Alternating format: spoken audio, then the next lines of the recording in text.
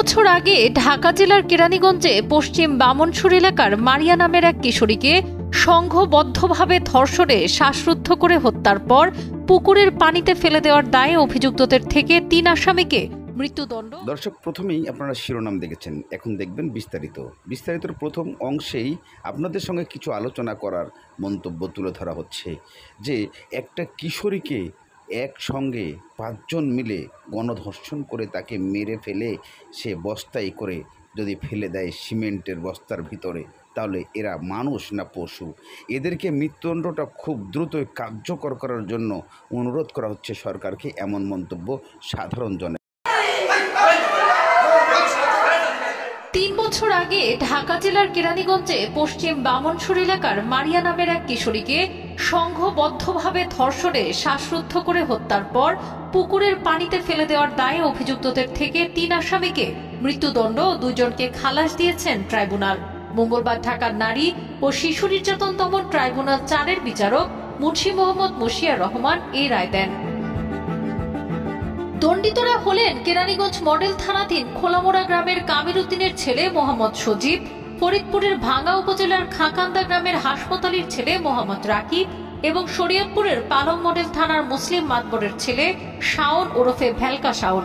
এছাড়া লাশ গুমের ঘটনায় তাদের প্রত্যেককে ৭ বছর করে কারাদণ্ড, ১০,০০০ টাকা করে অর্থদণ্ড অনাদায়ে ১ বছর বিনাশ্রম কারাদণ্ড দেওয়া হয়েছে।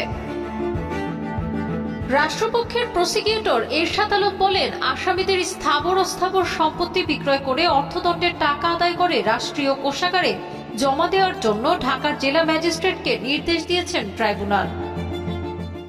গণধর্ষণ মামলা কেরানীগঞ্জ থানায় ২০২২ সালের মামলা। এটা মূল ঘটনা ছিল ওই ব্রাহ্মণসুর মসজিদ, কেরানীগঞ্জের একটা জায়গা, ব্রাহ্মণসুর মসজিদের পাশে একটা পুকুরে এখানে এই আসামিগণ এই ভিকটিমকে গণধর্ষণ করে শ্বাসরোধ করে হত্যা করে পানিতে ফেলে চলে যায়।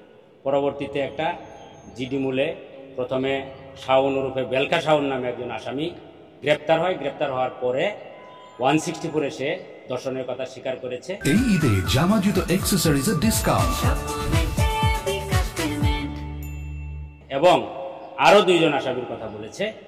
একজন হইল, আরও 2 জন আসামির মধ্যে একজন হইল আপনার মোহাম্মদ সজীব এবং মোহাম্মদ রাকিব, এই 3 জন। এরা 164 করেছে। 164 তাদের অপরাধের কথা স্বীকার করেছে। হ্যাঁ, এখানে 19 জন সাক্ষী সাক্ষ্য দিয়েছে। সাক্ষীগণ প্রমাণ করে গেছে। পরবর্তীতে বিজ্ঞ আদালত বিচক্ষণতার সহিত সমস্ত সাক্ষী পরীক্ষা নিরীক্ষা করে এবং 164 22 দ্বারা মেডিকেল রিপোর্ট সব কিছু পরীক্ষা করে এই আসামি 3 জন আসামিকে মৃত্যুদণ্ড দিয়েছে এবং 1 লক্ষ টাকা জরিমানা করেছে। অনাদায়ে আরও 1 বছরের সশ্রম কারাদণ্ড দিয়েছে। 1 লক্ষ টাকা করে প্রত্যেকজনকে 1 লক্ষ টাকা যে জরিমানা করেছে, এইটা ডিসি ঢাকাকে নির্দেশ প্রদান করেছে যে এই টাকাটা উত্তোলনপূর্বক রাষ্ট্রীয় কোষাগারে জমা রাখার নির্দেশ দিয়েছে। রায়ের পরে আসামিগণ আদালতে অনেক চিল্লাচিল্লি এবং অশুভ আচরণ করেছে, এই ভিতরে লাথি করেছে। আমরাও আতঙ্কগ্রস্ত হয়ে পড়েছি। এই জন্য আসলে আমাদেরও একটু নিরাপত্তার প্রয়োজন আছে। এদিকে আলী আকবর এবং মোহাম্মদ রিয়াজ নামে 2 জনের বিরুদ্ধে অভিযোগ প্রমাণিত না হয় তারা খালাস পেয়েছেন। মামলাটি তদন্ত করে কেরানীগঞ্জ মডেল থানার উপপরিদর্শক অলোক কুমার দে 2023 সালে 30 সেপ্টেম্বর 5 জনকে অভিযুক্ত করে আদালতে চার্জশিট দাখিল করেন। পরে আসামিদের বিরুদ্ধে চার্জ গঠন করে বিচার শুরু হয়। মামলার বিচার চলাকালে ট্রাইব্যুনাল 19 জনের সাক্ষ্য গ্রহণ করেন।